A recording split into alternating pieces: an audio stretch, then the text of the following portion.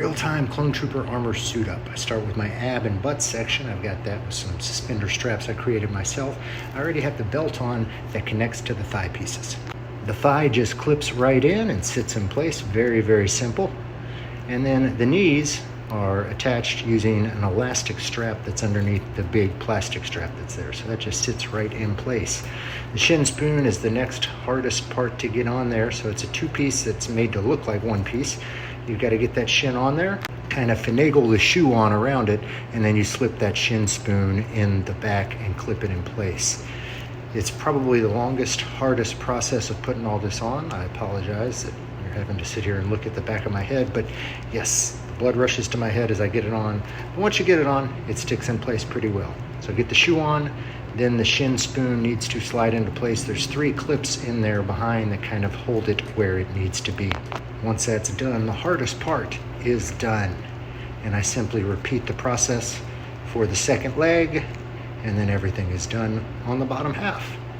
Next up, got to attach that cod piece. It velcros underneath the abs there, and then it snaps and velcros to the sides on the butt piece.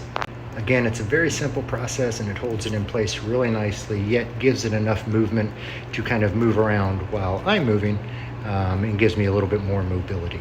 So snaps on either side to snap it on. Then the belt goes on. This thing is heavier than the rest of the armor combined. It's a silicone rubber, and I've got it velcroed on. I've got a belt box that covers up the seam in it, so it sits right there, right where it needs to be. Again, that's heavier than the rest of the armor combined.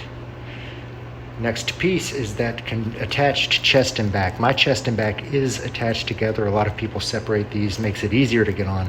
I think this gives it a nice tighter feel, makes it look a little bit better all around, so I prefer to have it all as one piece. A little bit harder to get it on, but once you slide it on, it's in place nicely. And I've got just enough movement in there to make it comfortable and give me mobility. Arms, the next hardest part to get on is clipping these little shoulder bells in there, and the shoulder bells are attached to the biceps on both sides with straps that I created and some clips.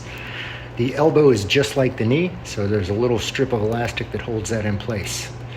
The forearm simply slides right over, and then my Nomex flight gloves, which are really long, put those on last and kind of tuck them into the forearm.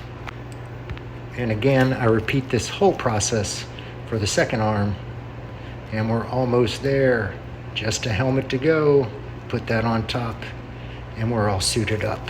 We do this all for the Republic.